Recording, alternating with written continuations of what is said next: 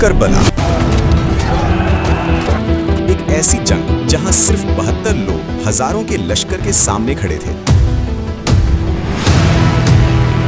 سوچیں ذرا، اگر آپ اس وقت ہوتے، کیا آپ اپنی زندگی چھوڑ کر ایمان کے ساتھ کھڑے رہتے؟ کیا آپ بھوک اور پیاس برداشت کر کے بھی سچائی کا ساتھ دیتے؟ یہ وہ جنگ تھی جس میں ظاہری ہار اصل میں سب سے بڑی جیت بنی۔ یہ ہے داستان کربلا۔ کربلا اسلامی تاریخ کا سب سے دردناک اور سب سے بامانی واقعہ ہے۔ یہ واقعہ ہمیں یہ نہیں بتاتا کہ جنگ کیسے جیتی جاتی ہے، بلکہ یہ سکھاتا ہے کہ حق کیسے بچایا جاتا ہے۔ امام حسین رضی اللہ عنہ نبی کریم صلی اللہ علیہ وسلم کے نواسے تھے۔ وہ صرف ایک فرد نہیں تھے، وہ رسول صلی اللہ علیہ وسلم کے دین کی زندہ تصویر تھے۔ کربلا میں جو کچھ ہوا وہ ایک دن کا واقعہ نہیں تھا، یہ برسوں کے سیاسی، اخلاقی اور دینی انحراف کا نتیجہ تھا۔ کربلا ایک حادثہ نہیں، یہ ایک اعلان تھا، ظلم کے خلاف خاموشی توڑنے کا اعلان۔ نبی کریم صلی اللہ علیہ وسلم کے وصال کے بعد خلافت ایک امانت تھی، ایک ذمہ داری۔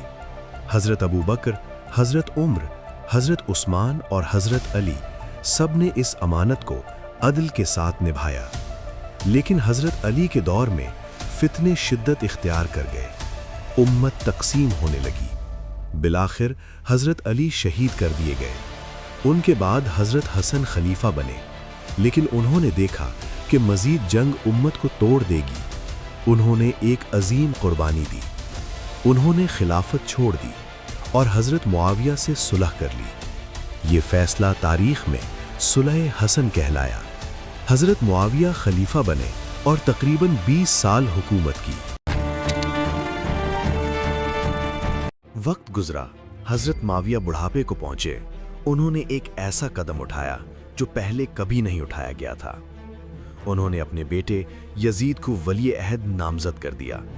یہ فیصلہ خلافت کو بادشاہت میں بدلنے کی بنیاد تھا۔ یزید کے کردار پر بڑے صحابہ کو اعتراض تھا۔ شراب نوشی، ناانصافی اور دینی حدود کی خلاف ورزی اس کے بارے میں مشہور تھی۔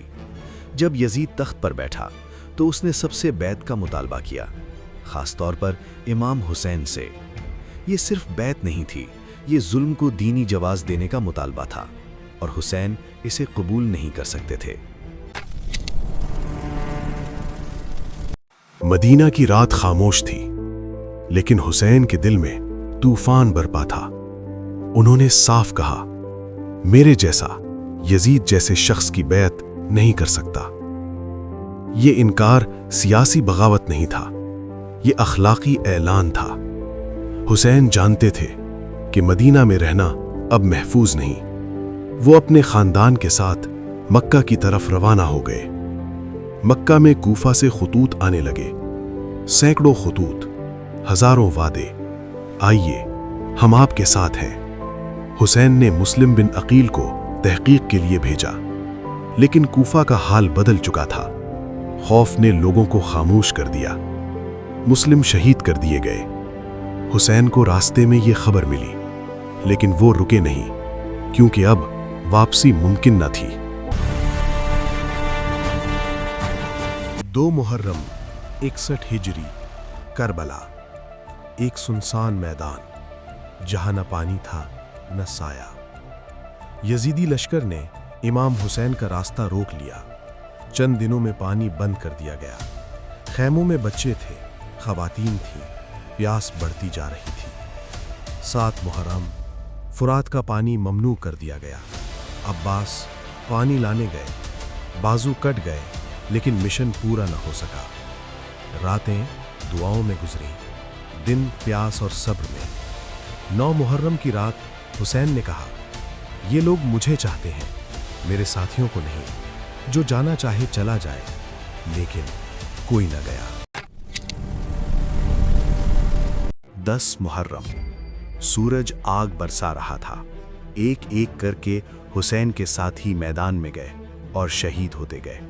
علی اکبر، قاسم، 6 ماہ کے علی اصغر۔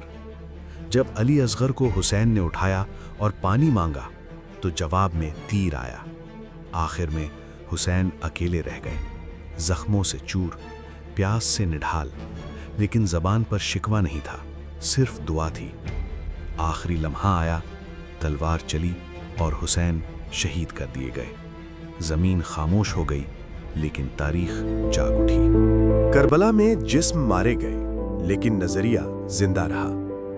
यजीद तख्त पर था, लेकिन तारीख में सुर्ख रूह हुसैन हुए।